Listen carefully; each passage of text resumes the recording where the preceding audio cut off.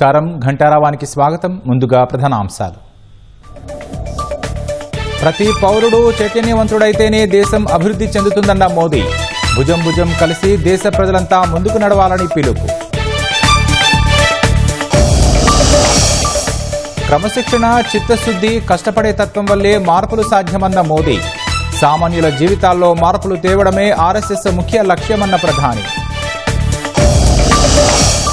CM Revanth రెడ్డితో PCC అధ్యక్షుడు మహేష్ కుమార్ గౌడ్ భేటీ. జూబ్లీహిల్స్ అభ్యర్థి ఎంపిక, జెడ్పీటీసీ అభ్యర్థుల జాబితాపై చర్చ. కొత్త డీజీపీగా బాధ్యతలు స్వీకరించిన శివధర్ రెడ్డి. జనజీవన స్రవంతిలో కలవాలని నక్సల్స్ కు పిలుపు.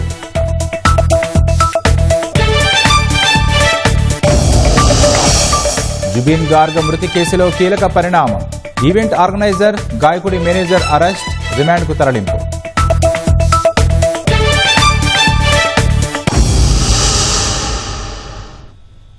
స్థానిక సంస్థల ఎన్నికలను సమర్థంగా నిర్వహిస్తామని నూతనంగా ఎన్నికైన డీజీపీ శివధర్ రెడ్డి అన్నారు. హైదరాబాద్ డీజీపీ కార్యాలయంలో ప్రత్యేక పూజల అనంతరం కొత్త డీజీపీగా శివధర్ రెడ్డి బాధ్యతలు స్వీకరించారు. హైదరాబాద్ లక్డీకాపుల్ డీజీపీ కార్యాలయంలో ప్రత్యేక పూజల అనంతరం బాధ్యతలు చేపట్టారు. 1994 బ్యాచ్కు చెందిన ఐపీఎస్ అధికారి బి శివధర్ రెడ్డి రాష్ట్ర 6వ డీజీపీగా బాధ్యతలు నిర్వర్తించనున్నారు. శాంతి భద్రతలను అదుపులో తీసుకొచ్చేందుకు బలమైన జట్టు ఉందని, బేసిక్ పోలీసింగ్ సాయంతో సమర్థంగా విధులు నిర్వహిస్తామన్నారు.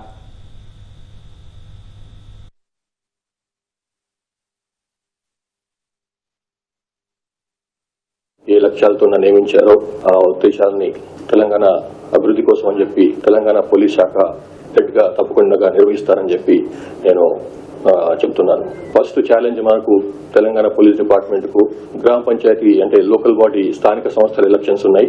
ఈ ఎలక్షన్స్ ని పూర్తిగా శాంతియుతంగా సక్రమంగా నిర్వర్తించిందని చెప్పి పూర్తిగా మేము సన్నద్ధంగా ఉన్నాం. నెక్స్ట్ ఫ్యూ డేస్ లో కూడా ఆ ఎక్సైజ్ లో కల్మినేషన్ తీసుకొచ్చి పూర్తి స్థాయిలో ఎలక్షన్స్ కి సన్నద్ధం అవుతాం.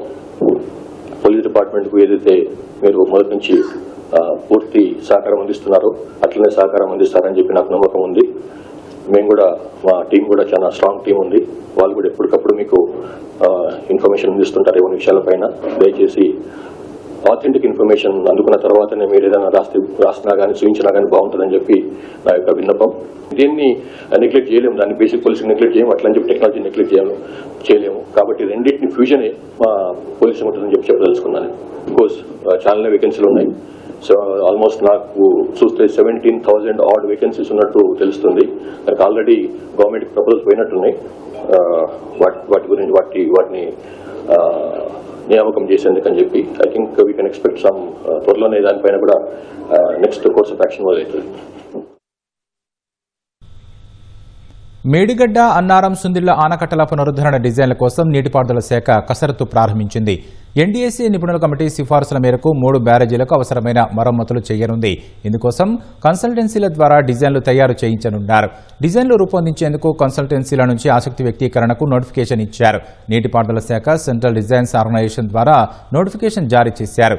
సీడీఓ ప్రముఖ సంస్థల నుంచి ఆసక్తి వ్యక్తీకరణ స్వీకరించనుంది. ఆసక్తి వ్యక్తీకరణను నీటిపారుదల శాఖకు సమర్పించేందుకు ఈ నెల 15 వరకు గడువు ఇచ్చారు. అదే రోజు సాయంత్రం సీల్డ్ కవర్స్ తెరుస్తారు.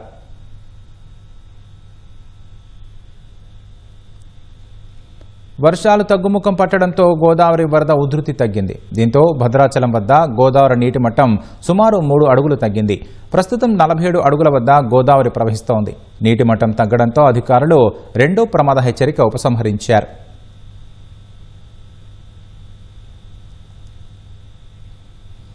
అసోంకు చెందిన ప్రముఖ గాయకుడు జుబీన్ గార్గ్ మృతికి సంబంధించిన కేసులో అరెస్టైన ఈవెంట్ ఆర్గనైజర్, మేనేజర్లకు గౌహటిలోని జ్యుడిషియల్ మేజిస్ట్రేట్ కోర్టు 14 రోజులు పోలీసు కస్టడీ విధించింది. జుబీన్ గార్గ్ మృతి చెందిన కేసులో ఇంతకుముందు ఢిల్లీలో ఈవెంట్ ఆర్గనైజర్ మహంతాను, గురుగ్రామ్లో మేనేజర్ సిద్ధార్థ శర్మను పోలీసులు అదుపులోకి తీసుకున్నారు. అనంతరం వారిని చీఫ్ జ్యుడిషియల్ మేజిస్ట్రేట్ కోర్టు ఎదుట ప్రవేశపెట్టగా 14 రోజుల పోలీసు కస్టడీ విధిస్తూ ఆదేశాలు జారీ చేశారు. ఓ ఈవెంట్ కోసం ఇటీవల సింగపూర్ వెళ్లిన జుబీన్ గార్గ్ ప్రమాదవశాత్తు సముద్రంలో మునిగి మృతి చెందారు. ఈ ఘటనపై దర్యాప్తు చేయడానికి అసోం ప్రభుత్వం 10 మందితో కూడిన సిట్ను ఏర్పాటు చేసింది. ఈ మేరకు విచారణను ముమ్మరం చేసిన సిట్ ఇప్పటికే పలువురికి సమన్లు జారీ చేసింది. కీలకమైన బిల్లులకు ఆమోదం లభించకపోవడంతో అమెరికా ప్రభుత్వం షట్డౌన్ను ఎదుర్కొంటోంది. 7 ఏళ్ల తర్వాత తొలిసారి అగ్రరాజ్యానికి ఈ పరిస్థితి ఎదురైంది. అర్ధరాత్రి గడువుకు ముందే 2 నిధుల బిల్లులను సెనెట్ ఆమోదించకపోవడంతో అమెరికా ప్రభుత్వం షట్డౌన్లోకి వెళ్లింది. అమెరికా కాలమానం ప్రకారం బుధవారం మొదలు కాగానే, అంటే భారత కాలమానం ప్రకారం ఉదయం 9:30 ఈ ప్రక్రియ ప్రారంభమైంది. అమెరికాలో ప్రభుత్వం షట్డౌన్ కారణంగా యుఎస్ ఎడ్యుకేషన్ డిపార్ట్మెంట్పై ప్రభావం పడనుంది. పలు కీలక పనులు నిలిచిపోనున్నాయి. 2018-19 మధ్య దాదాపు 35 రోజుల పాటు షట్డౌన్ కొనసాగింది. ఆ సమయంలో ట్రంప్ అధ్యక్షుడిగా ఉన్నారు. అమెరికా చరిత్రలోనే అది సుదీర్ఘమైన షట్డౌన్గా చెబుతారు. ఫిలిప్పీన్స్లో సంభవించిన భారీ భూకంపంలో మరణించిన వారి సంఖ్య 69కి పెరిగింది. పదుల సంఖ్యలో గాయపడ్డ వారిని ఆసుపత్రికి తరలించి చికిత్స అందిస్తున్నారు. మంగళవారం రాత్రి సెంట్రల్ ఫిలిప్పీన్స్లో భూకంపం వచ్చింది. రిక్టర్ స్కేలుపై తీవ్రత 6.9గా నమోదైంది. సెబు ప్రావిన్స్లోని బోగో నగరానికి 17 కిలోమీటర్ల దూరంలో భూకంప కేంద్రం ఉందని అధికారులు తెలిపారు. ఈ నగరంలోనే 14 మంది ప్రాణాలు కోల్పోయినట్లు తెలుస్తోంది. ఇక్కడ మృతుల సంఖ్య మరింత పెరిగే అవకాశం ఉందని అధికారులు భావిస్తున్నారు. ప్రకంపనల కారణంగా పలు ప్రాంతాల్లో కొండచెరలు విరిగిపడ్డాయి. భూకంపం కారణంగా 147 మంది గాయపడ్డారని జాతీయ విపత్తు నిర్వహణ సంస్థ తెలిపింది. భూకంపం నేపథ్యంలో అధికారులు తొలుత సునామీ హెచ్చరికలు జారీ చేశారు. లేటే, సెబు, బిలిరాన్ తీర ప్రాంత ప్రజలు సురక్షిత ప్రాంతాలకు వెళ్లాలని సూచించారు. ఆ తర్వాత సునామీ హెచ్చరికలను అధికారులు ఎత్తేశారు.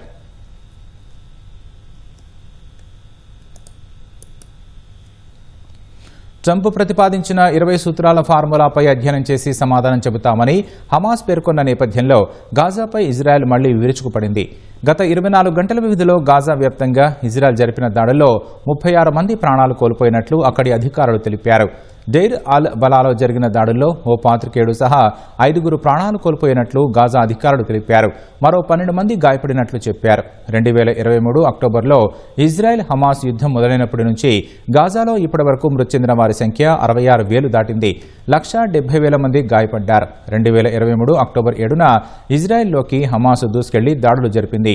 1,200 మందిని చంపింది. 250 మందిని బందీలుగా తీసుకెళ్లడంతో అప్పటి నుంచి గాజాపై ఇజ్రాయెల్ విరుచుకుపడుతోంది. ఇప్పటికే పలువురు బందీలు విడుదలైనప్పటికీ మిగతా వారిని హమాస్ విడిచిపెట్టే వరకు దాడులు ఆపబోమని ఇజ్రాయెల్ తేల్చి చెప్పింది. సీఎం రేవంత్ రెడ్డితో పీసీసీ అధ్యక్షుడు మహేష్ కుమార్ గౌడ్, మంత్రులు పొన్నం ప్రభాకర్, వివేక్ భేటీ అయ్యారు. మరిన్ని వివరాలు మా ప్రతినిధి తిరుపాల్ రెడ్డి ప్రత్యక్ష ప్రసారం ద్వారా అందిస్తారు. రాకేష్, ముఖ్యమంత్రి రేవంత్ రెడ్డితో ముఖ్యమంత్రి నివాసంలో ఈ ఉదయం 10 గంటలకు పీసీసీ అధ్యక్షుడు మహేష్ కుమార్ గౌడ్తో పాటు మంత్రులు వివేక్, అదేవిధంగా పొన్నం ప్రభాకర్లు సమావేశమై దాదాపు 2 గంటల పాటు ఈ సమావేశం కొనసాగిందని చెప్పవచ్చును. సుదీర్ఘంగా రాజకీయ అంశాలపైన చర్చించినట్టుగా మనకు సమాచారం లేదు. ప్రధానంగా జూబ్లీ హిల్స్ ఉప ఎన్నికకు సంబంధించి లోతైన చర్చ జరిగినట్టుగా సమాచారం ఉన్నది. ఇక్కడ ఇప్పటికే బీఆర్ఎస్ సంబంధించి మాగంటి గోపీనాథ్ భార్య సునీతను ఇప్పటికే అభ్యర్థిగా ప్రకటన చేశారు. అయితే వీలైనంత త్వరగా కాంగ్రెస్ పార్టీకి సంబంధించి కూడా అభ్యర్థిని ప్రకటించాలని చెప్పి పార్టీ భావిస్తున్నట్టు తెలుస్తుంది. అందులో భాగంగానే ఈవేళ సుదీర్ఘంగా ఉప ఎన్నిక పైన చర్చించినట్టు తెలుస్తుంది. అయితే గత కొంతకాలంగా 3 మంత్రులు వివేక్, పొన్నం ప్రభాకర్, అదేవిధంగా నాగేశ్వరరావు, తుమ్మల నాగేశ్వరరావు, ఈ 3 కూడా ఆ నియోజకవర్గంలో తిరుగుతూ అక్కడ స్థానిక సమస్యలు పరిష్కరిస్తూ ముందుకెళ్తున్నారు. అందరినీ పార్టీ బలోపేతం చేసేదానికి లోకల్గా ఉన్న నాయకులందరినీ కూడగట్టేదానికి వీళ్ళు ప్రయత్నం చేస్తున్నారు. తాజాగా జూబ్లీ హిల్స్ నియోజకవర్గంలో ఉన్న రాజకీయ పరిస్థితులు అన్నింటినీ కూడా మంత్రులు ఇద్దరు కూడా, పొన్నం ప్రభాకర్ అదేవిధంగా వివేక్ ఇద్దరు వివరించినట్టుగా తెలుస్తోంది. తుమ్మల నాగేశ్వరరావు ఖమ్మం జిల్లా పర్యటనలో ఉండడంతో ఆయన పాల్గొనలేకపోయారు. అయితే ఈ సందర్భంగా వాళ్ళు చెప్పింది, మొదట ఈ నియోజకవర్గానికి సంబంధించి మొదట్లో ఉన్న పరిస్థితులకి ఇప్పటికీ చాలా వ్యత్యాసం ఉన్నది. అధికార పార్టీ గెలిచేదానికి అవకాశం ఉండదని చెప్పి కూడా మంత్రులు చెప్పినట్టుగా తెలుస్తుంది. ప్రతి డివిజన్ల వారీగా ఇప్పటికే మంత్రులు సమావేశం ఏర్పాటు చేశారు. అదేవిధంగా బస్తీల వారీగా కూడా సమావేశాలు ఏర్పాటు చేశారు. అక్కడ లోకల్గా ఉన్న సమస్యలన్నింటినీ కూడా పరిష్కరించేదానికి చొరవ చూపుతూ వస్తున్నారు. కాబట్టి కాంగ్రెస్ పార్టీ బలోపేతమైంది, గెలిచేదానికి ఇబ్బంది లేదని కూడా చెప్పినట్టుగా తెలుస్తుంది. అయితే ఇక్కడ ఈ నియోజకవర్గంలో పెద్ద సంఖ్యలో అభ్యర్థులు అంటే పోటీ చేసేదానికి ముందుకు వస్తున్నారు. ప్రధానంగా ఏదైతే ఖైరతాబాద్ ఎమ్మెల్యే దానం నాగేందర్ ఇప్పటికే ఆయన పార్టీ ఫిరాయింపుల కేసు ఒకటి ఎదుర్కొంటున్నారు. ఆయన జూబ్లీ హిల్స్ నుంచి నేను పోటీ చేస్తాను అని చెప్పేసి అడుగుతున్నట్టు తెలిసింది. కాకపోతే దీని మీద కాంగ్రెస్ రాష్ట్ర నాయకత్వం కానీ ఏఐసిసి కానీ సుముఖంగా ఉన్నట్టుగా కనిపించలేదు.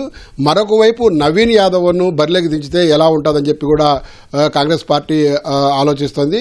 అదేవిధంగా ఇక్కడి నుంచి బరిలో దిగేదానికి మాజీ మేయరు బొంతు రామ్మోహన్, అదేవిధంగా మాజీ ఎంపీ అంజన్ కుమార్ యాదవ్, ఖైరతాబాద్ డీసీసీ అధ్యక్షుడు రోహిన్ రెడ్డి, అదేవిధంగా కంచర్ల విజయలక్ష్మి, అదేవిధంగా కార్పొరేటర్ సిఎన్ రెడ్డి, వీళ్ళంతా కూడా ఇక్కడి నుంచి పోటీ చేసేదానికి చొరవ చూపుతున్నారు. తమకు టికెట్లు ఇచ్చినట్లయితే కూడా గెలిచి తీరుతామని చెప్పేసి ముందుకొస్తున్నారు. అయితే భారీ ఎత్తున పోటీ ఉండడంతో ఈ పోటీని ఏ విధంగా నివారించాలి, ఈ పోటీని తట్టుకొని గెలుపు గుర్రాలకే ఇక్కడ టికెట్ ఇవ్వాలని చెప్పేసి యోచనతో ఉన్న కాంగ్రెస్ రాష్ట్ర నాయకత్వము ఆ దిశగా ముందుకు పోతుందని చెప్పవచ్చును. ఈవేళ జరిగిన సమీక్షా సమావేశంలో జూబ్లీ హిల్స్కు సంబంధించిన ఉప ఎన్నికకు సంబంధించి ఇప్పటి వరకు మంత్రులు స్థానికంగా తిరుగుతూ పార్టీని బలోపేతం చేసే దిశలో ముందుకెళ్తున్నారు కాబట్టి పూర్తిగా వాళ్ళకే పట్టుంటుంది కాబట్టి ఆ ముగ్గురు మంత్రులు కలిసికట్టుగా అభ్యర్థుల జాబితా ఎవరైతే ఆశావహులు ఉన్నారో వాళ్ళందరి పేర్లతో కూడి ఒక జాబితా తయారు చేయాలని చెప్పేసి సీఎం సూచించారు. అదేవిధంగా ఆ జాబితాతో పాటు ఆ సంబంధిత అభ్యర్థులకు సంబంధించి పార్టీతో వాళ్ళకి ఎప్పటి నుంచి అనుబంధం ఉండాలి, వాళ్ళు పార్టీ కోసం ఏమేమి చేశారు, జనంలో వాళ్ళకున్న ప్రయారిటీ ఏంటి, జనంలో వాళ్ళకున్న ప్రాధాన్యత ఏంటి, గెలిచేదానికి ఏమాత్రం ఒక తదితర అంశాలన్నింటినీ కూడా పొందుపరిచి పూర్తి వివరాలతో ఒక నివేదిక తయారు చేయాలని చెప్పి సూచించారు. వీలైనంత త్వరలో ఉప ఎన్నికకు సంబంధించి నోటిఫికేషన్ వస్తుందని చెప్పేసి అంచనా వేస్తున్న కాంగ్రెస్ రాష్ట్ర నాయకత్వము అక్కడ అభ్యర్థిని వీలైనంత తొందరగా ఎంపిక చేయాలనే ఆలోచనతోనే మంత్రులకు ఈ జాబితా ఇవ్వమని చెప్పి సూచించినట్టు తెలుస్తుంది. మరొక వైపు రాష్ట్ర వ్యాప్తంగా స్థానిక సంస్థల ఎన్నికలు నిర్వహించేదానికి ఇప్పటికే షెడ్యూల్ వెలువడింది. ఈ నెల 9వ తేదీ నుంచి నామినేషన్ల స్వీకరణ కార్యక్రమం కూడా మొదలు కానుంది. ఈ నేపథ్యంలో ఈవేళ ఉదయం జరిగిన సమావేశంలో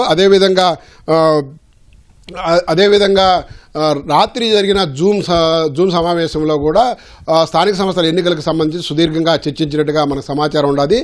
ప్రధానంగా జెడ్పీటీసీ అభ్యర్థుల ఎంపిక విషయంలో ఎక్కడే కానీ పొరపాటు జరగకుండా పార్టీ పరంగా గెలుపు గుర్రాలకే ఇవ్వాలని చెప్పేసి ఒక స్పష్టత ఇచ్చినట్టుగా తెలుస్తోంది.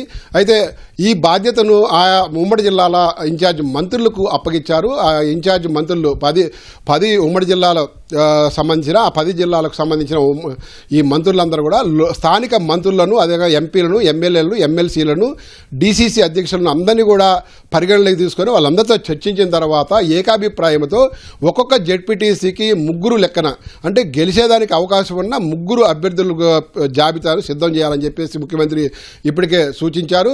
దానికి సంబంధించి ఇన్ఛార్జ్ మంత్రులు చొరవ చూపాలని చెప్పి కూడా స్పష్టం చేశారు. అంటే ఈ నెల 5వ తేదీ లోపల ఈ ఎంపిక ప్రక్రియ పూర్తి కావాలి. అయితే అభ్యర్థుల ఎంపికలో ఎక్కడ కూడా పక్షపాతం లేకుండా ఎవరైతే గెలిచేదానికి అవకాశం ఉందో గెలుపు గుర్రాలకే మనం టికెట్లు ఇవ్వాల్సి ఉంది. అత్యధిక స్థానాలను అధికార పార్టీ కైవసం చేసుకునే దిశలోనే ముందుకెళ్లాలి. 80 నుంచి 90% స్థానాలు కాంగ్రెస్ పార్టీ కైవసం చేసుకుంటే చూడాలని చెప్పి స్పష్టం చేసినట్టు తెలుస్తుంది. దీనిని దృష్టిలో పెట్టుకునే జెడ్పీటీసీకి సంబంధించిన అభ్యర్థుల ఎంపిక విషయంలో చాలా జాగ్రత్తలు పాటించే అవకాశం ఉండాలి. ప్రతిదీ కూడా నిశ్చితంగా పరిశీలించున్నారు. అదేవిధంగా స్థానికంగా ఉన్న ప్రజాప్రతినిధులందరినీ పరిగణలోకి తీసుకొని వాళ్ళందరితో చర్చించి నిర్ణయం తీసుకోవాల్సి ఉంది. అందరినీ కూడా ఏకతాటిపైకి తీసుకొచ్చి ఏకాభిప్రాయంతోనే ఈ జాబితా రూపకల్పన జరుగుతుందని చెప్పేసి కాంగ్రెస్ పార్టీ రాష్ట్ర నాయకత్వం భావిస్తోంది. అక్కడి నుంచి వచ్చిన ఈ 3 పేర్ల జాబితాలన్నింటినీ కూడా రాష్ట్ర స్థాయిలో మరొకసారి చర్చించిన తర్వాత ఆయా అభ్యర్థులకు సంబంధించి వాళ్ళు ఇచ్చిన ఆ జాబితాకు సంబంధించి జాబితాతో పాటు వాళ్ళు ఆ అభ్యర్థులకు సంబంధించి రాజకీయ ప్రస్థానం కానీ లేకపోతే కాంగ్రెస్ పార్టీతో ఉన్న అనుబంధం కానీ కాంగ్రెస్ పార్టీ బలోపేతానికి వాళ్ళు చేసిన కృషి కానీ అసెంబ్లీ ఎన్నికల్లో అట్లాగే పార్లమెంట్ ఎన్నికల్లో పార్టీ గెలుపు కోసం వాళ్ళు చేసిన కృషి కానీ వీటన్నింటినీ కూడా జాబితాతో పాటు పొందుపరుస్తున్నారు. కాబట్టి వాటన్నింటిని పరిశీలించిన తర్వాత రాష్ట్ర స్థాయిలో రాష్ట్ర స్థాయిలో తుది నిర్ణయం తీసుకోనున్నారు. ఆ 3లో ఎవరికి గెలిచేదానికి అవకాశం ఉండదో వారికే టికెట్ ఇచ్చేసి వాళ్ళే నిలబెట్టాలని చెప్పి యోచిస్తున్నారు. ఆ దిశలో కాంగ్రెస్ పార్టీ ముందుకెళ్తోంది. ఒకవైపు స్థానిక సంస్థల ఎన్నికలకు సంబంధించి చర్చించడం, రెండో వైపు జూబ్లీ హిల్స్ ఉప ఎన్నిక ఎమ్మెల్యేలకు సంబంధించి కూడా ఆ స్థానము కాంగ్రెస్ పార్టీ కైవసం చేసుకోవడం చాలా కీలకమని చెప్పేసి భావిస్తున్నారు. వచ్చే జిహెచ్ఎంసీ ఎన్నికల్లో ఇక్కడ హైదరాబాద్లో బలోపేతం కావాలంటే అక్కడ జూబ్లీహిల్స్లో గెలిచి తీరాలా. ఇప్పటికే సికింద్రాబాద్ కంటోన్మెంట్ ఎమ్మెల్యే స్థానాన్ని కాంగ్రెస్ పార్టీ కైవసం చేసి ఇప్పుడు జూబ్లీహిల్స్ కూడా కైవసం చేసుకున్నట్లయితే కొంత హైదరాబాద్లో ఎప్పుడు కాంగ్రెస్ పార్టీకి హోల్డ్ లేదు, ఆ హోల్డ్ను తీసుకొచ్చుకోవడానికి అవకాశం ఉండదు. రెండవది రేపు జిహెచ్ఎంసీ ఎన్నికల్లో కూడా ఎక్కువ స్థానాలు పొందేదానికి పార్టీని బలోపేతం చేసేదానికి అవకాశం ఉంటుందని చెప్పి కూడా భావిస్తున్నారు. ఈ దిశలోనే కాంగ్రెస్ రాష్ట్ర నాయకత్వం ముందుకెళ్తుందని చెప్పవచ్చు. Over to studio. బంగారం ధరలు రోజురోజుకు పెరగడమే తప్ప తగ్గే సూచనలు కనిపించడం లేదు. నిన్నటితో పోలిస్తే ఇవాళ పెద్ద మొత్తంలో పసిడి ధరలు ఎగబాకాయి. 10 గ్రాముల బంగారం ధర మంగళవారంతో పోలిస్తే ఏకంగా ఇవాళ దాదాపు 2,000 రూపాయలు పెరిగింది. తెలుగు రాష్ట్రాల్లో 24 క్యారెట్ల 10 గ్రాముల బంగారం ధర 1,20,600 రూపాయలకు చేరింది.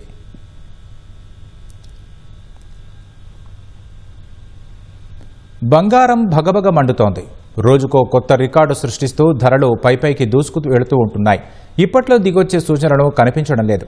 పసిడి కొనాలన్న ఆలోచన చేయాలంటేనే సామాన్యులు భయపడే పరిస్థితి నెలకొంది. అమెరికా వడ్డీ రేట్లు, టారిఫ్లకు తోడు వివిధ దేశాల మధ్య ఘర్షణలు పుత్తడిపోటుకు కారణమని నిపుణులు చెబుతున్నారు. ఇలాంటి సమయంలో తక్కువ మొత్తమైన బంగారంపై పెట్టుబడి పెడితే లాభాలు ఖాయమని అంటున్నారు. బంగారం ధర భారీగా పెరుగుతోంది. సామాన్యులకు షాక్ కొట్టేలా ఎగబాకుతూనే ఉంది. 24 క్యారెట్లు 10 గ్రాముల బంగారం రేటు 1,18,000 మించిపోయింది. ఇక 22 క్యారెట్ల 10 గ్రాముల పుత్తడి 1,08,000 దాటింది. అంతర్జాతీయ మార్కెట్లో ఔన్సు బంగారం అంటే 28.35 గ్రాముల ధర $3,800 పైమాటే. మన కరెన్సీలో 3,40,000 పైనే ఉంది. ఏప్రిల్ 22న 1,00,000కు చేరిన స్వర్ణం 4.5 నెలలు కూడా గడవకముందే 20,000 పెరగటం అందర్నీ ఆశ్చర్యపరుస్తోంది.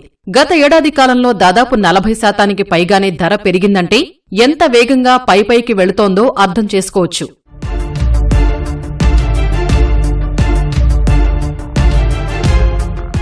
ఇప్పటికే అందనంత ఎత్తుకు చేరిన బంగారం ధర తగ్గే సూచనలైతే అస్సలు కనిపించటం లేదు. 10 గ్రాముల పసిడి ఈ సంవత్సరం చివరికి 1,30,000కు వెళుతుందని నిపుణులు అంటున్నారు. ఆ వచ్చే ఏడాదిలో 1,50,000కు చేరినా ఆశ్చర్యపోవాల్సిన పనిలేదని అంచనా వేస్తున్నారు.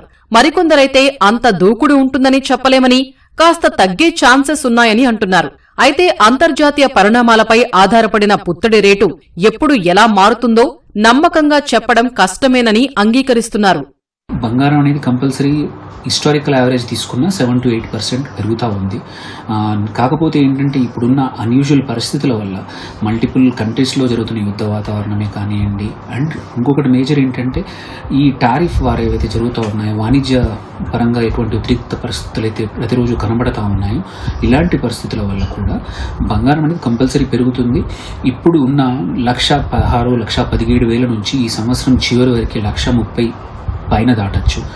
2 లక్షలు మాత్రం అంత ఇమ్మీడియట్ గా కాకపోవచ్చు, ఒక 3-4 సంవత్సరాలు పట్టొచ్చు.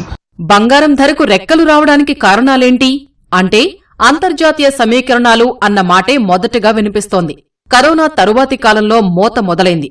ఆ తర్వాత రష్యా ఉక్రెయిన్ యుద్ధం పసిడి రేట్లు పోటెత్తడానికి కారణమైంది. ఇజ్రాయెల్ హమాస్ ఘర్షణలతో పరిస్థితి మరింత ముదిరింది. యుద్ధాలే ఆజ్యం పోసినప్పుడు అవి ఆగకుండా బంగారం రేటు తగ్గడం అసాధ్యమని నిపుణులు లెక్కలు కడుతున్నారు. జపాన్, ఫ్రాన్స్ రాజకీయ పరిణామాలు, నేపాల్ జంజీ పోరు తమ వంతు పాత్ర పోషించాయి. వివిధ దేశాల్లో ఆర్థిక మందగమనం, క్రూడాయిల్ ధరల హెచ్చుతగ్గులు కూడా బంగారం ధరల దూకుడు పెంచేశాయి.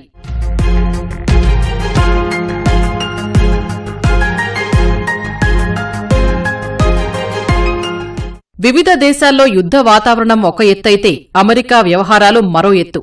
ఫెడరల్ రిజర్వ్ వడ్డీ రేట్లు తగ్గించటం, అదే టైంలో ట్రంప్ సుంకాల మోత మోగించటం పుత్తడి రేటు మరింత పైపైకి వెళ్లేలా చేశాయి. అగ్రరాజ్యంపై పెట్టుబడిదారులకు నమ్మకం సడలింది. దీనివల్ల బాండ్లు కొనేవారికంటే అమ్మేవారే ఎక్కువయ్యారు. వివిధ దేశాలు సొమ్ములు వెనక్కు తీసేసుకుంటున్నాయి. అలాగే డీ-డాలరైజేషన్ ప్రయత్నాలు జరుగుతుండటం కూడా గోల్డ్కు ఊపు తెచ్చింది.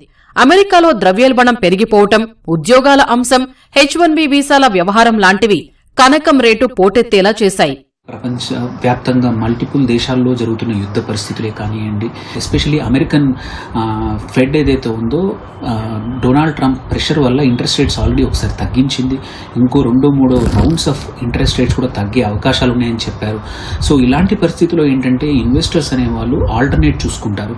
ఆల్టర్నేట్ అసెట్స్లో ఏంటంటే మెటల్స్ మేజర్గా వచ్చాయి, అందులో బంగారం, ఆల్సో వెండి. ఈ రెండు కూడా ఈ సంవత్సరం నియర్లీ 50% పైన ఆల్రెడీ ఈ క్యాలెండర్ ఇయర్ మొదటి 9 నెలల పెరిగాయి. ఇవే కాదు, మరికొన్ని కారణాలు ఉన్నాయి.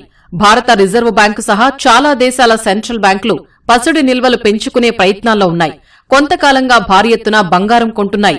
ఇది కూడా ధరల పెరుగుదలకు కారణమవుతోంది. గోల్డ్ ఎక్స్చేంజ్ ట్రేడెడ్ ఫండ్స్, ఈటీఎఫ్లు రిటైల్ సంస్థాగత మదుపర్ల నుంచి భారీగా పెట్టుబడులు సమీకరిస్తున్నాయి. దీనివల్ల పసిడికి గిరాకీ బాగా పెరిగింది. ఇలాంటి పరిస్థితుల్లో పసిడి రేట్లు తగ్గడం కష్టమేనని నిపుణులు చెప్తున్నారు. లాస్ట్ 1 ఇయర్ నుంచి సెప్టెంబర్ నుంచి ఇప్పటి వరకు ఈక్విటీ మార్కెట్లో ఓన్లీ 4-5% మాత్రమే పెరిగాయి. ఇలాంటి పరిస్థితుల్లో ఎవరైతే ఎక్కువ ఇన్వెస్ట్మెంట్, ఎక్కువ రిటర్న్స్ ఎక్స్పెక్ట్ చేస్తున్నారో, సేఫ్టీ ఎక్స్పెక్ట్ చేస్తున్నారో అలాంటి వాళ్ళందరూ కూడా బంగారం వైపు మళ్ళారు. అండ్ ఈవెన్ మన భారత రిజర్వ్ బ్యాంక్ కూడా నియర్లీ లాస్ట్ ఈ ఇయర్ ఒక ఇయరే 27 టన్నుల బంగారాన్ని ఆల్రెడీ డాలర్ బదులు ఆల్టర్నేట్గా విదేశీ మారక ద్రవ్యాల కోసం కొన్నారు. ప్రపంచంలోని అన్ని కంట్రీస్ యొక్క రిజర్వ్ బ్యాంక్స్ కూడా వాటి యొక్క విదేశీ మారక నిల్వలను డాలర్లు తగ్గించేసి బంగారం అనేది పెంచుతూ పోతా ఉన్నాయి. సో ఇలాంటి పరిస్థితుల ద్వారా ఇప్పుడు బంగారం తగ్గడం అనేది అయితే జరగకపోవచ్చు. ఇలాంటి సమయంలో జనం ఏం చేయాలంటే బంగారంపై పెట్టుబడి పెట్టడమే మేలని ఆర్థికవేత్తలు సూచిస్తున్నారు. వీలైనప్పుడల్లా కొంతమేర కొనడమే బెటర్ అంటున్నారు. ధరలు స్వల్పంగా పెరిగినప్పుడు తక్కువగా, తగ్గినప్పుడు కొంచెం ఎక్కువగా తీసుకోవడం మేలంటున్నారు. బంగారం ఒకసారి పెరిగాక మళ్ళీ తగ్గడానికి చాలా తక్కువ సార్లు అవకాశాలు ఉంటాయి. సో తగ్గిన ఒక 1-2% తగ్గచ్చు ఇక్కడి నుంచి. సో ఇలాంటి పరిస్థితుల్లో ఎవరైనా తీసుకోవాలంటే ఒకేసారి కాకుండా ఎవ్రీ స్మాల్ కొంచెం కరెక్షన్లు కూడా ఎస్ఐపి ద్వారా కానీ చిన్న చిన్న ఇన్వెస్ట్మెంట్స్ చేసుకుంటూ పోతూ బంగారాన్ని 10-15% వరకు వాళ్ళ పోర్ట్ఫోలియోలో బిల్డ్ చేసుకోవచ్చు. ఈటీఎఫ్ ద్వారా గోల్డ్ ఈటీఎఫ్స్ కొనుక్కోవచ్చు. డిమాట్ లేకపోతే గోల్డ్ మ్యూచువల్ ఫండ్ ద్వారా ఇన్వెస్ట్ చేయొచ్చు. ఇప్పుడు కొత్తగా డిజిటల్ గోల్డ్ కూడా చాలా ఆప్షన్స్ వచ్చాయి. ఏదైతే మనం ఎప్పుడున్నప్పుడల్లా కొంటూ మనకి ఎప్పుడు కావాలంటే అప్పుడు బంగారం డెలివరీ కూడా తీసుకోవచ్చు అన్నమాట. మళ్లీ పుత్తడి దిగిరావాలంటే అంతర్జాతీయంగా ఎన్నో మారాల్సి ఉంటుందని నిపుణులు అభిప్రాయపడుతున్నారు. యుద్ధ పరిస్థితులు పోయి శాంతి నెలకొనాలని, అప్పటి వరకు ధరల మంట కొనసాగడం తప్పకపోవచ్చని స్పష్టం చేస్తున్నారు. ఎడతెరిపి లేకుండా కురిసిన భారీ వర్షాలు రైతులకు అపార నష్టాన్ని మిగిల్చింది. పెట్టుబడులు పెట్టడమే కాకుండా ఇంటిల్లిపాది రెక్కలు ముక్కలు చేసుకుని సాగు చేసిన ఆశల పంట తీరా చేతికొచ్చే సమయంలో వరుణుడి ప్రతాపంతో చేతికందకుండా పోతోంది. వాణిజ్య పంటగా ఖ్యాతిగాంచిన పత్తి ఈసారి నష్టాలు మిగులుస్తుందని ఉమ్మడి ఖమ్మం జిల్లాలోని పత్తి రైతులు బోరుమంటున్నారు.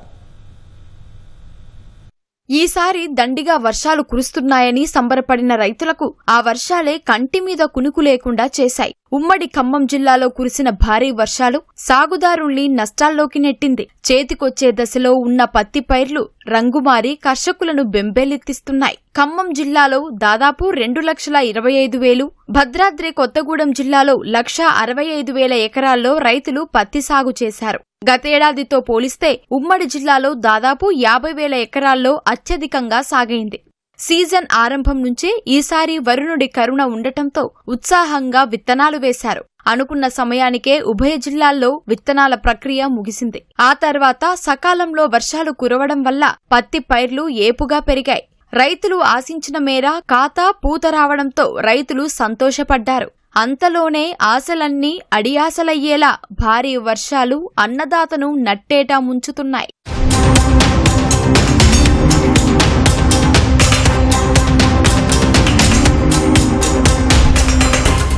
దసరా నాటికి రాష్ట్ర వ్యాప్తంగా తొలి దఫా పత్తి రైతుల చేతికొస్తుంది. కానీ ఈసారి పరిస్థితి పూర్తి భిన్నంగా ఉంది. సీజన్లో పత్తి కాత పూత ఆశించిన మేర రావడంతో దిగుబడులు బాగా వస్తాయని రైతులు సంబురపడ్డారు. అంతలోనే వరుణుడు పిడుగులా పత్తి పంటలపై ప్రభావం చూపడంతో లక్షలాది ఎకరాలు నీళ్లలోనే నానిపోయి నలుపు రంగు సంతరించుకుంది. కొన్ని చోట్ల వర్షాలకి పత్తికాయలు కుళ్లిపోయాయి. కళ్ల ముందే ఆశల పంట నేలవాలుతోందని రైతులు లబోదిబోమంటున్నారు. లక్షలు పెట్టుబడి పెట్టి సాగు చేసిన పంటలు చేతికందకుండా పోతున్నాయని ఆవేదన వ్యక్తం చేస్తున్నారు. 5 రకాల పత్తి వేసినా కానీ 50-60 కాయలు పడ్డాయి. మొత్తం నల్ల అయిపోయినాయి, మొత్తం రాలిపోయినాయి. చెట్లు మొత్తం ఖాళీగానే ఉన్నాయి. ఈ పాటికి తీసేది మొత్తం అయిపోయినాయి. మొత్తం వాన గురించి ఎర్రగా అయిపోతుంది పత్తి మొత్తం. పెట్టుబడి పెట్టినా 50,000 దాకా పెట్టినా. మందు కట్టగానే పై మందు 3 సార్లు కొట్టినా 30 కట్టల దాకా పెట్టినా పెట్టుబడి. మొత్తం ఆగం అయిపోయినాయి. పత్తి అయితే వర్షానికి మొత్తం నల్లకాయ అయిపోయింది. ఈ పంట అయితే నష్టమే, దిగుబడి అయితే లేదు. ఎకరానికి వచ్చేసి 20-30 వేలు పెట్టుబడి. తీయటానికి వచ్చేసరికి ఈ వర్షం ఇట్లా పడుతుంది. ఎండ కొడితే మళ్ళీ ఉన్న కాయలైనా తీయడానికి అవకాశం ఉంటుంది. 5 ఎకరాలకి దున్నుడైతే విత్తనాలు అయితే మొత్తం కలిపి ఎకరానికి 25,000 ఖర్చు. మాకు ఇప్పుడు మట్టికి కొట్టిన మందుల వరకు కూడా రావు. మొత్తం గోడ మొత్తం రాలిపోయింది, ఒత్తే నిలబడ్డాయి. మొన్న వచ్చిన గాలికి కూడా మొత్తం ఉరిగింది ఒక పక్కకి. మొత్తం పూర్తిగా నష్టపడ్డాం రైతులు. ఈ వర్షాల వల్లనే మెయిన్ పాయింట్. వర్షాలు లేకపోతే ఏం కాదు. మరి అది ఇప్పటి నుంచి ఏమైనా గోడ వచ్చింది, లేకపోతే లేదు. 3 ఎకరాలుగా తొలకరలు వేసిన మంచిగా వచ్చింది రిజల్ట్. ఈ మధ్య ఒరుపుకి తడేసుకున్నా, కాపు వచ్చేసింది. ఈ వాన వచ్చి గోడ దులిపింది, కాయ మురిగిపోయింది. దాన్ని తీసే పరిస్థితి కూడా లేకుండా ఏం చేసాము, కష్టాలకు చెప్పుకోలేము. ఈ పాటకల్పి 3 క్వింటాలు తీయాలి నేను దసరాకి. ఈ పత్తి పగిలే దశలో వర్షాలతో దెబ్బతిని మొత్తం తడిసి ముద్దయిపోయి మొక్కలు వచ్చేస్తున్నాయి. ప్రతి సంవత్సరం ఈ టయానికి పత్తి తీసుకుని మార్కెట్కి తీసుకుపోయేది. ఈ సంవత్సరం చాలా నష్టపోయాం. గవర్నమెంట్ ఏమన్నా సాయం చేస్తే మంచిది. కాయ లేదు, ఏం లేదు. వాన పడి అన్ని రాలిపోతున్నాయి. ఏం పంట లేదు. ఏడు పెట్టి దున్నుడు వేయటం, ఇత్తనాలు ఏది కూలి వాళ్ళకి 1,00,000 అయినాయి. వరి పొలాలు కూడా ఇప్పుడు అట్నే ఉంది. మళ్ళీ వర్షం పడితే అది కూడా బొద్ది. ఇప్పుడు ఒక పంటే ఉంది, అది ప్రతి పంటలో మొత్తం పోతున్నాయి. పంట మొత్తం తడవడంతో పెట్టిన పెట్టుబడి వచ్చే పరిస్థితి లేదని ప్రభుత్వమే స్పందించి ఆదుకోవాలని కర్షకులు వేడుకుంటున్నారు. తెలంగాణ రైతు ఆత్మహత్యల ముఖచిత్రం మారింది. రాష్ట్రం ఏర్పడిన తొలినాళ్లలో గణాంకాల పరంగా దేశంలో 2వ స్థానంలో నిలిచిన రాష్ట్రం ఇప్పుడు గణనీయంగా మెరుగుపడి 14వ స్థానానికి పరిమితమైంది. జాతీయ నేర గణాంక విభాగం వెల్లడించిన లెక్కల్లో ఆ విషయం తేటతెల్లమైంది. రాష్ట్రంలో రైతుల బలవన్మరణాలు క్రమంగా తగ్గుముఖం పడుతున్నాయి.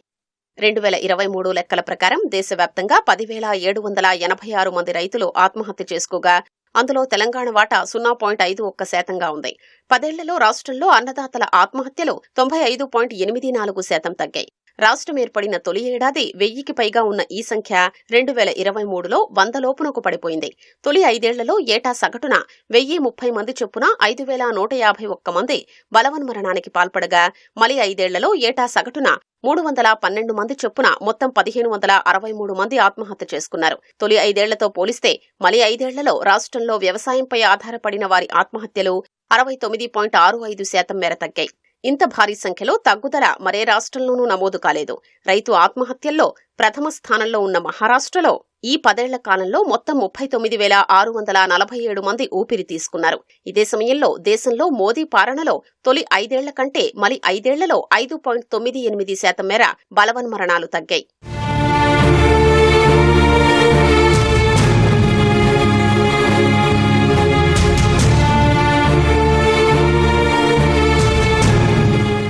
రైతు ఆత్మహత్యల్లో మహారాష్ట్ర ఏళ్లుగా తొలి స్థానంలోనే ఉంటోంది. తాజా జాబితాలో మహారాష్ట్ర, కర్ణాటక, ఆంధ్రప్రదేశ్ తొలి 3 స్థానాల్లో ఉన్నాయి. మొత్తం అన్నదాతల బలవన్మరణాల్లో ఆ 3 రాష్ట్రాల వాటా 69.52% ఉంది. మిగిలిన 11 రాష్ట్రాలు 3 కేంద్ర పాలిత ప్రాంతాల్లో ఒక్క ఘటన చోటు చేసుకోలేదు. దేశవ్యాప్తంగా తనువు చాలించిన వారిలో రైతులు 4,690 మంది, రైతు కూలీలు 6,096 మంది ఉన్నారు. దేశవ్యాప్తంగా 2003లో జరిగిన మొత్తం ఆత్మహత్యల్లో రైతులు, రైతు కూలీల వాటా 6.3% ఉంది. దక్షిణాది రాష్ట్రాల్లో 4,177 మంది కర్షకులు బలవన్మరణాలకు పాల్పడ్డారు. దేశవ్యాప్తంగా జరిగిన ఆత్మహత్యల్లో దక్షిణాది రాష్ట్రాల వాటా 38.72% ఉంది. దేశంలో జరిగిన ఆత్మహత్యల్లో తెలంగాణ వాటా 6.2% ఉంది. రాష్ట్రంలో మొత్తం 10,580 మంది ఉసురు తీసుకున్నారు. సంఖ్యాపరంగా తెలంగాణ 7వ స్థానంలో ఉంది. ప్రతి 1,00,000 జనాభాకు దేశంలో సగటున 12.3 మంది ఆత్మహత్యకు పాల్పడుతుండగా 27.7 మందితో తెలంగాణ జాతీయ స్థాయిలో 4వ స్థానంలో ఉంది. అత్యధికంగా దేశంలో 31.9% మంది కుటుంబ సమస్యల కారణంగా ఆత్మహత్య చేసుకుంటున్నారు. నిజామాబాద్ జిల్లా శ్రీరామ్ సాగర్ ప్రాజెక్టుకు భారీ వరద కొనసాగుతోంది. ప్రస్తుతం ప్రాజెక్టులోకి 3,40,000 క్యూసెక్కుల వరద వచ్చి చేరుతుండగా 2,59,937 క్యూసెక్కుల వరద దిగువకు విడుదల చేస్తున్నారు. 39 ప్రధాన గేట్ల ద్వారా 2,50,000 క్యూసెక్కుల వరదను విడుదల చేస్తుండగా ఎస్కేప్ గేట్ల ద్వారా 4,000 క్యూసెక్కులు, కాకతీయ కాలువ ద్వారా 4,000 క్యూసెక్కులు, సరస్వతి కాలువ ద్వారా 400 క్యూసెక్కులు వరద దిగువకు విడుదల చేస్తున్నారు. ప్రస్తుతం ప్రాజెక్టులో 1,091 అడుగుల పూర్తిస్థాయి నీటి మట్టానికి గాను 1,085.80 అడుగుల నీరు ఉంది. పేదల జీవితాల్లో మార్పులు తెచ్చేందుకు ఆర్ఎస్ఎస్ కృషి చేస్తోందని ప్రధాని నరేంద్ర మోదీ అన్నారు. రాష్ట్రీయ స్వయం సేవక్ సంఘ్ శతాబ్ది వేడుకల్లో పాల్గొన్న ప్రధాని 100 రూపాయల నాణ్యం, పోస్టల్ స్టాంపులను విడుదల చేశారు. అత్యున్నత త్యాగానికి, నిస్వార్థ సేవకు, క్రమశిక్షణకు ఆర్ఎస్ఎస్ 100 ఏళ్ల సుదీర్ఘ ప్రస్థానం చక్కని ఉదాహరణ అని మోదీ ఈ సందర్భంగా ప్రశంసించారు. స్థాపన నాటి నుంచి ఆర్ఎస్ఎస్ జాతీయ నిర్మాణంపై దృష్టి సారించిందన్నారు. ఏ దేశానికి సేవ చేసేందుకు సంఘ కార్యకర్తలు ఎప్పుడూ ముందుంటారని కొనియాడారు. సమాజంలోని వివిధ వర్గాల మధ్య ఆర్ఎస్ఎస్ పనిచేస్తున్న దేశమే ముందన్న సూత్రం ఆధారంగా పనిచేస్తున్నందున ఆర్ఎస్ఎస్ కార్యకర్తల మధ్య ఎలాంటి వివాదాలు జరగలేదని మోదీ వివరించారు. స్వాతంత్ర్యం తర్వాత జాతీయ ప్రధాన స్రవంతిలో చేరకుండా ఆర్ఎస్ఎస్ను అడ్డుకునేందుకు అనేక ప్రయత్నాలు జరిగాయని తెలిపారు. గురువారం విజయదశమిని అందరూ ఘనంగా నిర్వహించుకోవాలని పండుగ శుభాకాంక్షలు చెప్పారు. समाज जीवन के ऐसे कई क्षेत्रों में संघ निरंतर कार्य कर रहा है और इस यात्रा की भी एक विशेषता रही है. संघ की एक धारा, अनेक धारा तो बनी, मल्टीप्लाई तो होती गई, लेकिन उनमें कभी विरोधाभास पैदा नहीं हुआ, डिवीजन नहीं हुआ, क्योंकि हर धारा का विविध क्षेत्र में काम करने वाले हर संगठन का उद्देश्य एक ही है, भाव एक ही है, राष्ट्र प्रथम, नेशन फर्स्ट. కీలక వడ్డీ రేట్లను ఆర్బీఐ మరోసారి యథాతథంగా ఉంచింది. విశ్లేషకుల అంచనాలకు భిన్నంగా వరుసగా రెండోసారి రెపో రేటును 5.5% వద్దే కొనసాగించింది. ఈ ఏడాది ఫిబ్రవరి, ఏప్రిల్ సమీక్షల్లో 0.25% చొప్పున కీలక రేట్లను తగ్గించిన ఆర్బీఐ జూన్లో నిర్వహించిన సమావేశంలో ఏకంగా 50 బేసిస్ పాయింట్లు తగ్గించింది. అలా 3 వరుస సమీక్షల్లో కలిపి రెపో రేటు 1% తగ్గింది. ట్రంప్ టారిఫ్ ప్రకటనలు, అంతర్జాతీయ పరిణామాల నేపథ్యంలో ఆగస్టులో మాత్రం యథాతథంగా 5.5% వద్దే ఉంచింది. 2026-27 ఆర్థిక సంవత్సరానికి వినియోగదారుల ధరల ఆధారిత సూచి సిఐపి ఆధారిత ద్రవ్యోల్బణం 4% లేదా అంతకంటే తక్కువ స్థాయిలో ఉండవచ్చని ఎస్బీఐ నివేదిక ఇంతకుముందు అంచనా వేసింది. జీఎస్టీ హేతుబద్ధీకరణతో అక్టోబర్లో అది మరింత తక్కువ ఉండే అవకాశం ఉందని తెలిపింది. దాంతో కీలక వడ్డీ రేట్లను మరో 25 బేసిస్ పాయింట్లు తగ్గించేందుకు హేతుబద్ధత ఉందని పేర్కొంది. అయితే అంచనాలకు భిన్నంగా ఈసారి రేట్ను యథాతథంగా కొనసాగించింది. నాగార్జున నటించిన హలో బ్రదర్స్ సినిమా చూసిన వాళ్లకు రాజనాల, నాగభూషణం క్యారెక్టర్లు గుర్తుండే ఉంటాయి. వృద్ధులిద్దరూ యంగ్ విలన్కు గుంటనక్క సలహాలు ఇస్తుంటారు. అతని రౌడీయిజానికి తమ అనుభవాన్ని రంగరించి సూచనలు చేస్తుంటారు. సరిగ్గా ఏలూరు జిల్లాలోనూ ఓ ముసలి దొంగ ఇలాంటి పనులే చేస్తున్నాడు. వయసు మీద పడినా బుద్ధి మార్చుకోకుండా తప్పుడు దారిలో నడుస్తున్నాడు. పగలంతా రెక్కి నిర్వహించి రాత్రులు ఇతర దొంగ మిత్రులతో చోరీలు చేయిస్తున్నాడు.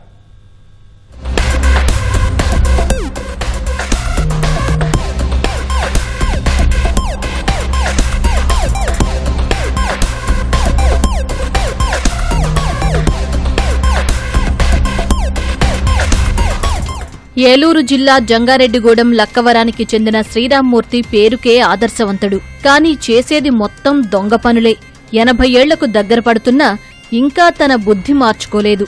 పూర్వాశ్రమంలో పెద్ద దొంగగా పేరుగాంచిన ఈ శ్రీరామమూర్తిపై ఏలూరు జిల్లాతో పాటు చుట్టుపక్కల ప్రాంతాల్లో పదుల సంఖ్యలో దోపిడీ కేసులు ఉన్నాయి. అయితే వయసు మీద పడి శక్తి సన్నగిల్లింది కాబోలు. ఇప్పుడు నేరుగా చోరీలు చేయడానికి ఫుల్ స్టాప్ పెట్టి బ్రెయిన్కు పదును పెట్టాడు. పెద్ద మనిషి తరహాలో పగటిపూట వీధుల వెంట తిరుగుతూ చోరీలకు అవకాశం ఉన్న ఇళ్లను రెక్కీ చేసి తన పాత దొంగ మిత్రులకు సమాచారమిస్తాడు. రాత్రికి వారు చోరీ చేసిన తర్వాత అందులో వాటా తీసుకుంటూ ఇంకా దొంగ వృత్తిలోనే కొనసాగుతున్నాడు.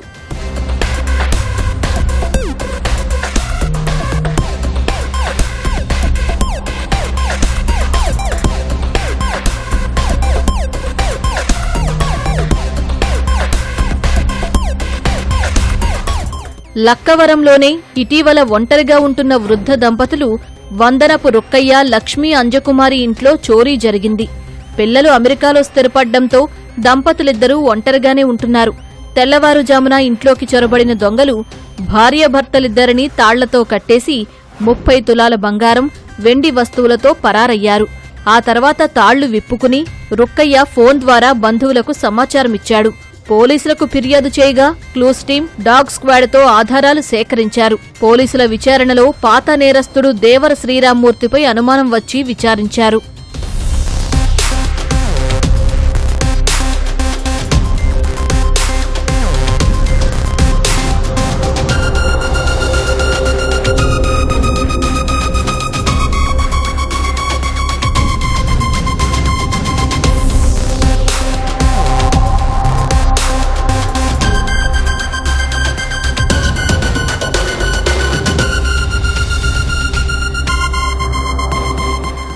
బాపట్ల జిల్లా స్టువర్టుపురం నుంచి దొంగలను రప్పించి రుక్కయ్య ఇంట్లో చోరీకి పథకం వేసింది శ్రీరామ్మూర్తేనని పోలీసుల విచారణలో తేలింది.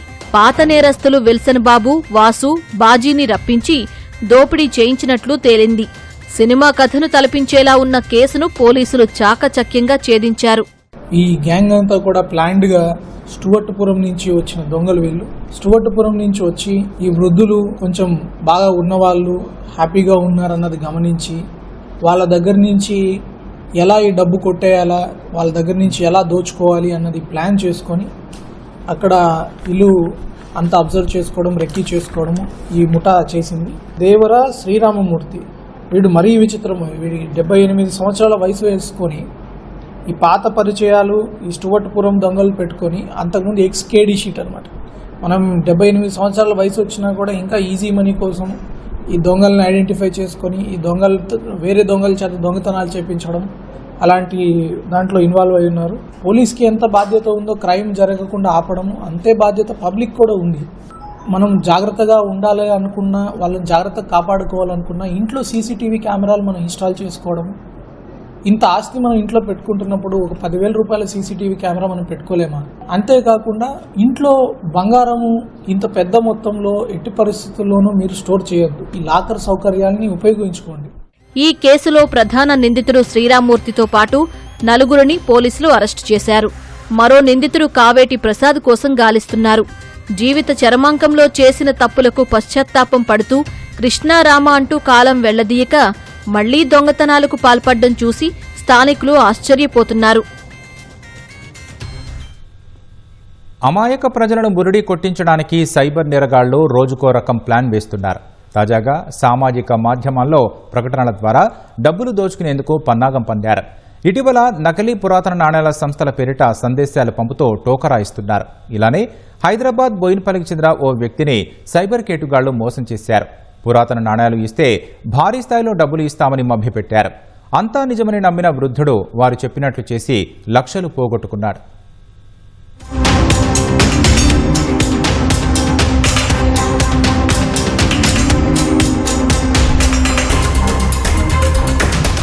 సామాజిక మాధ్యమాల్లో ఆకర్షణీయమైన ప్రకటనలు గుప్పిస్తూ మాయ మాటలతో అమాయకులను లక్ష్యంగా చేసుకుంటున్న సైబర్ నేరగాళ్లు లక్షల రూపాయలు స్వాహా చేస్తున్నారు. సికింద్రాబాద్ బోయినపల్లిలోని 57 ఏళ్ల వ్యక్తిని సైబర్ నేరగాళ్లు మోసం చేశారు. ఫేస్బుక్లో ఇండియన్ కాయిన్ కంపెనీ పేరిట కేటుగాళ్లు ఓ సందేశం పంపారు. పురాతన నాణేలు ఇస్తే అందుకు సంబంధించి భారీగా నగదు చెల్లిస్తామని పేర్కొన్నారు. అప్పటికే తన వద్ద పురాతన నాణేలు కలిగిన ఆ వ్యక్తి లింక్పై క్లిక్ చేశాడు. వారిని సంప్రదించగా సదరు వ్యక్తి వద్ద ఉన్న పురాతన నాణేలు ఇస్తే 95 లక్షల రూపాయలు చెల్లిస్తామని పేర్కొన్నారు.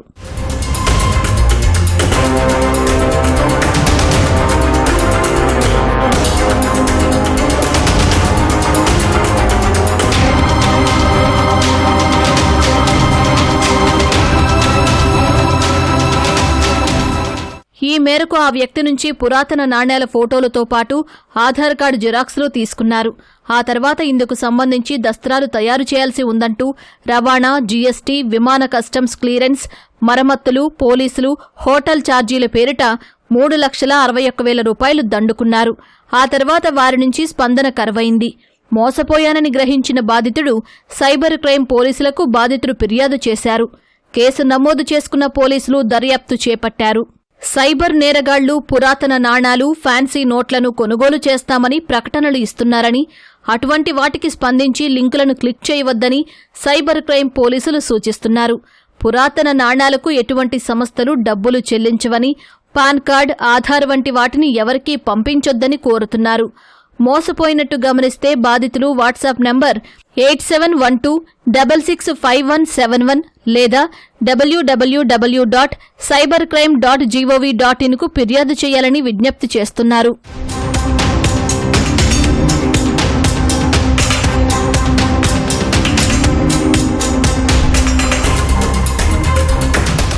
ప్రజలు ప్రతిక్షణం అప్రమత్తంగా ఉండాలంటున్న సైబర్ నిపుణులు కేటుగాళ్లు సామాజిక మాధ్యమాలకు పంపే లింకులను క్లిక్ చేయవద్దని కోరుతున్నారు. ఓల్డ్ కాయిన్స్ లేదా ఓల్డ్ కరెన్సీ, యాంటిక్ పీసెస్ మీద చాలా మంది మేము దానికి ఎక్కువ రేట్లు కొంటున్నాము, మా మార్కెట్లో దాని యొక్క విలువ చాలా ఉంది అని తప్పుడు హామీ, ఫేక్ హామీలు ఇచ్చి చాలా మంది దగ్గర డబ్బులు దోచుకుంటున్నారు. దానికి మేము ఒక యాప్ ఇస్తున్నాము లేదా ఒక లింక్ మీరు షేర్ చేస్తున్నాం, దానిలో మీరు డీటెయిల్స్ అవన్నీ పే చేసి ఒక 100-200 రూపీస్ స్మాల్ పేమెంట్ చేయాలని మీకు చెప్తారు. దాంతో మీకు అడ్రస్లో పికప్ జరుగుతుంది. అలాంటి ఇలా ఫ్రాడ్ మొత్తం ప్రొసీజర్ చెప్తారు వాళ్ళు. మీరు ఆ ప్రొసీజర్ కనుక ఏమి ఆలోచించకుండా, జాగ్రత్త వహించకుండా ఫాలో అయితే మీ అకౌంట్ నుంచి డబ్బులు మొత్తం వాళ్ళు ఖాళీ చేస్తారు. ఇవి ఎట్లాంటి లింక్స్ అంటే ఫేక్ వెబ్సైట్ లింక్స్. మీకు 100 రూపాయలు పేమెంట్ అని చెప్తారు, కానీ దాని నుంచి యాక్చువల్గా 10,000 లేదా 20,000 వాళ్ళు కట్ చేయవచ్చు. యాప్స్, ఎట్లాంటి యాప్స్ అంటే మాల్వేర్స్. అవి ఆటోమేటిక్గా మీ ఫోన్ నుంచి డేటాను మొత్తం చోరీ చేసుకొని మీ ఫోన్ని హ్యాక్ చేయొచ్చు. అట్లాంటి యాప్స్ వీళ్ళు మీకు ఇస్తారు. వివిధ పద్ధతుల్లో జరుగుతున్న సైబర్ నేరాల పట్ల అప్రమత్తంగా ఉండాలంటున్న పోలీసులు అత్యాశకు పోయి ఖాతాలు ఖాళీ చేసుకోవద్దని జాగ్రత్తలు చెబుతున్నారు. వాళ్ల వయస్సు 5 ఏళ్లు, లోకజ్ఞానం తెలియదు, కానీ ప్రపంచం అబ్బురపడేలా తమ ప్రతిభతో ఔరా అనిపించారు. విజయవాడకు చిన్నారులు జర్మనీలోని బోడెన్సీ లేక్లో 3 గంటల 47 నిమిషాల్లో 6.3 కిలోమీటర్లు ఈది ప్రపంచ రికార్డు సాధించారు.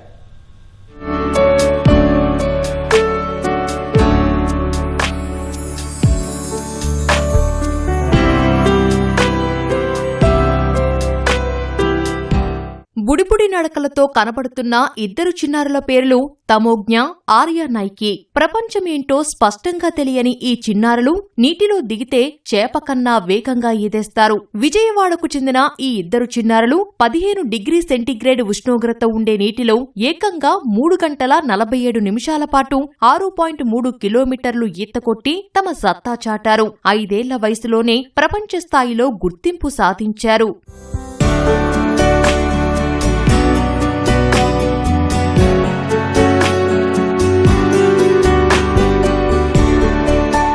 తమోజ్ఞ తండ్రి తులసి చైతన్య పోలీస్ కానిస్టేబుల్ గా పనిచేస్తున్నారు. అంతర్జాతీయ స్థాయిలో స్విమ్మింగ్ పోటీల్లో బహుమతులు సాధించారు. రాష్ట్రపతి చేతుల మీదుగా టెన్నిస్ నార్గే అవార్డు అందుకున్నారు. నడక నేర్చుకున్నప్పటి నుంచే తమోజ్ఞ తండ్రితో పాటు స్విమ్మింగ్ కు వెళ్లేది. తమోజ్ఞ చాలా చురుకుగా, వేగంగా ఈత నేర్చుకోవటంతో మెరుగైన శిక్షణ ఇచ్చారు.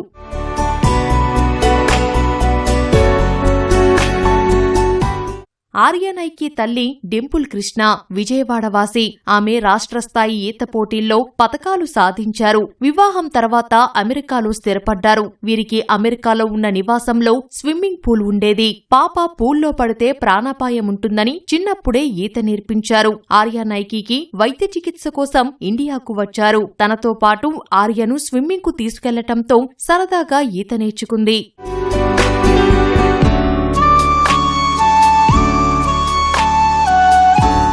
తమోజ్ఞ, ఆర్యనైకి ఇరువురికి మెరుగైన శిక్షణనిచ్చారు. జర్మనీ, ఆస్ట్రియాలోని బోడెన్సీ లేక్లో ఈత కొట్టేందుకు తర్ఫీదునిచ్చారు. ఈ ఏడాది ఆగస్టు 24న బోడెన్సీ లేక్లో 6.3 కిలోమీటర్ల దూరాన్ని 3 గంటల 47 నిమిషాల్లో ఈది ఈ ఇద్దరు చిన్నారులు వరల్డ్ రికార్డు సృష్టించారు. ఊరికే ఆడుకోవడం, స్ప్లాషింగ్, ఇలాగా వాటర్లో వాక్ చేయడం ఇలా స్టార్ట్ చేసాం. తర్వాత స్లోగా గ్రాడ్యువల్గా మేము స్విమ్ చేస్తుంటే మాతో పాటు రావటం. మా madam, deputy madam elite swimming pool కట్టాక ఇక్కడ ప్రాక్టీస్ చేస్తుంటే వచ్చి జాయిన్ అయ్యారు. సో అలా చేస్తూ ఒక 1 km వరకు తీసుకెళ్ళాం. సో మేము ఒకసారి కృష్ణా రివర్కి అప్పుడు మా స్టూడెంట్స్ మేడం అందరు కలిసి గోవా 10K స్విమ్ ఉంది సార్, దాంట్లో ప్రిపేర్ అవుతుంటే గొల్లపూడి ఘాట్లో అక్కడ ప్రాక్టీస్ చేసాం. సో ఇక్కడ మనకి ఓపెన్ వాటర్ స్విమ్మింగ్ కదా, అక్కడికి వెళ్దామని వెళ్తే వీళ్ళు కూడా దిగుతా అని చెప్పి వచ్చి దిగారు. సో రెగ్యులర్గా 1 to 2 km వరకు చేసేవాళ్ళు ఇక్కడ. ఒకసారి 3 km చేసేవారికి నాకు కొంచెం షాకింగ్ అనిపించింది. ఫన్గా నేర్పించింది, ఇదేంటి ఎటు తీసుకెళ్తుందో అనుకున్నాం. షార్టెస్ట్ రూట్ ఏదుందా అని అడిగితే వీళ్ళ కోసం ఆర్గనైజర్ 6.3 kilometers పెట్టారు. ఇంతవరకు 11 years పాపే ఒక జర్మన్ పాప స్విమ్ చేసింది. But I will be the very youngest in the world. మేము అమెరికాలోనే ఉన్నాం, కరోనా వచ్చింది. ఇంకా 2 years తను అక్కడే ఉండేటప్పటికి మాటలు రాలేదన్నమాట, కొంచెం స్పీచ్ డిలే అయ్యింది తనకి. ఇంకా స్విమ్మింగ్, తన స్టడీస్, తనకి అలా ఒక డైలీ ఒక సిస్టమ్ లాగా క్రియేట్ చేసి, సో మాకు గ్రాడ్యువల్గా మాటలు వచ్చేసినాయి. తన స్విమ్మింగ్లో ఇంప్రూవ్ అయ్యింది, అన్నిట్లో ఇంప్రూవ్మెంట్ కనపడింది. ఈ ఊరికే తినకున్న టాలెంట్ వేస్ట్ చేయకూడదు, ఏదో ఒక స్ట్రీమ్ లైన్ చేయాలి, ఛానలైజ్ చేయాలి అన్నట్టు ఎంక్వైరీ చేస్తే ఈ లేక్ బోడెన్సీ గురించి అర్థమైంది. అక్కడ మనకి డిఫాల్ట్గా ఏ ఫారిన్ కంట్రీలో అయినా లేక్స్ అయినా రివర్స్ అయినా ఈవెన్ సీ వాటర్ అయినా చాలా కోల్డ్ టెంపరేచర్స్లో ఉంటుంది. సో అక్కడ ఎక్లమటైజ్ అవ్వడానికి ముందుగానే మేము ఇక్కడే ఈ బాత్స్ చేయించేవాళ్ళం. ఐస్ బాత్స్ కూడా చాలా ఇంట్రెస్టెడ్గా చేసేదన్నమాట మా పాప. So I was little bit confident చేయగలదు అని. అక్కడ కూడా మళ్ళీ ఎందుకన్నా మంచిదని ఒక 1 month బిఫోర్ ట్రావెల్ చేశాము. అండ్ పాప ఫస్ట్ ఫినిష్ చేసింది. I was like very very happy. నేను ఎక్స్పెక్ట్ కూడా చేయలేదు. ఫినిష్ చేయడమే ఒక ఎత్తు అంటే తను ఒక్కతే అట్లా ఫినిషింగ్లో వెళ్ళడం, రిసోర్సెస్ ఇవ్వడం వేరు, తను దాన్ని ఉపయోగించుకొని పైకి ఎదగడం వేరు. We were like extremely happy. Swimming తో పాటు అథ్లెటిక్స్ లో సైతం 2 చిన్నారులు రాణిస్తున్నారు. ఇటీవల విజయవాడ నరసరావుపేటలో ఏర్పాటు చేసిన మారథాన్ పోటీల్లో స్పెషల్ ప్రైజెస్ గెలుచుకున్నారు. థాయిలాండ్ లో జరిగే ఏషియన్ ఓపెన్ స్కూల్ స్విమ్మింగ్ పోటీలకు సిద్ధమవుతున్నారు. సరదాగా మొదలుపెట్టిన స్విమ్మింగ్ చిన్నారులను వరల్డ్ రికార్డు సాధించే స్థాయికి తీసుకెళ్లడం సంతోషంగా ఉందని తల్లిదండ్రులు చెబుతున్నారు. పిట్ట కొంచెం కూతగనం అని నిరూపిస్తున్నారు ఈ 2 చిన్నారులు. అతి చిన్న వయసులోనే రికార్డులు సాధించి అందరినీ అబ్బురపరుస్తున్నారు. భవిష్యత్తులో వీళ్ళని ఒలింపిక్సే లక్ష్యంగా తీర్చిదిద్దుతామని తల్లిదండ్రులు చెబుతూ ఉన్నారు. కెమెరామెన్ భాస్కర్తో జయప్రకాష్, ఈటీవీ న్యూస్, విజయవాడ. ఓరుగల్లు శ్రీ భద్రకాళి అమ్మవారి ఆలయంలో దేవీ శరన్నవరాత్రి ఉత్సవాలు కన్నుల పండుగగా జరుగుతున్నాయి. ఉత్సవాలలో భాగంగా అమ్మవారికి అర్చకులు విశేష పూజలు నిర్వహిస్తున్నారు. అమ్మవారిని మహిషాసురమర్దిని అలంకరణలో అలంకరించారు. ఆయుధాలను ధరించి త్రిశూలంతో రాక్షసుని వధిస్తూ కొలువుదీరిన అమ్మవారిని దర్శించుకునేందుకు భక్తులు ఆలయ ప్రాంగణంలోని క్యూలైన్లలో బారులు తీరారు. అమ్మవారి నామస్మరణతో ఆలయ ప్రాంగణం మారుమోగుతోంది. కురిసేను మేలుకొనుమా, ఈ మలయ మారుతము నీ సేద తీర్చేను, జగములే వేచెను మేలుకొనుమా, జగములే వేచెను మేలుకొనుమా.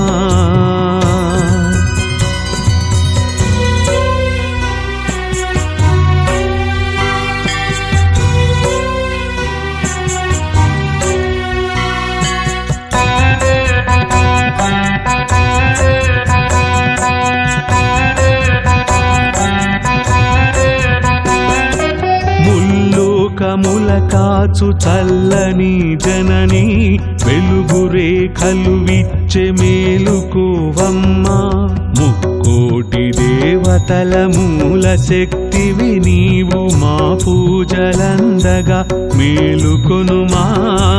16 కళలతో వెలిగేటి శ్రీ దుర్గ 14 భువనాలు పాలింపవమ్మా, 14 భువనాలు పాలింపవమ్మా. మేలుకో దుర్గమ్మ, మేలుకో మాయమ్మ, తెలిమంచు కురిసేను మేలుకొనుమా. మేలుకో మేలుకో మేలుకో మేలుకో దుర్గమ్మ, మేలుకో మేలుకొని మమ్మేలుకో.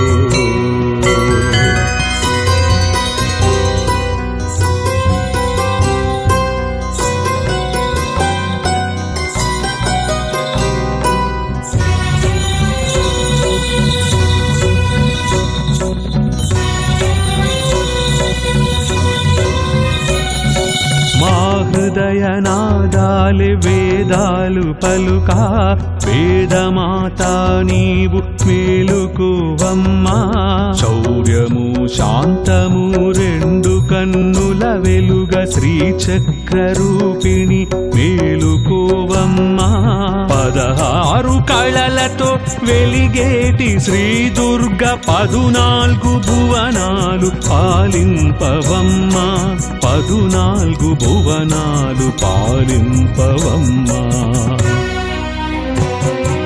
మేలుకో దుర్గమ్మ మేలుకో మాయమ్మ తెలిమంచు కురిసేను మేలుకొనుమా మేలుకో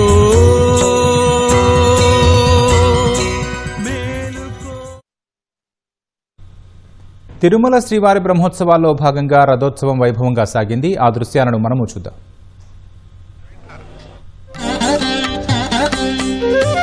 తిరువేధుల మెరసి దేవదేవుడు తిరువేధుల మెరసి దేవదేవుడు గరిమల మించిన సింగారముల తోడను తిరువేధుల మెరసి దేవదేవుడు గరిమల మించిన సింగారముల తోడను తిరువేధుల మెరసి దేవదేవుడు దేవదేవుడు దేవదేవుడు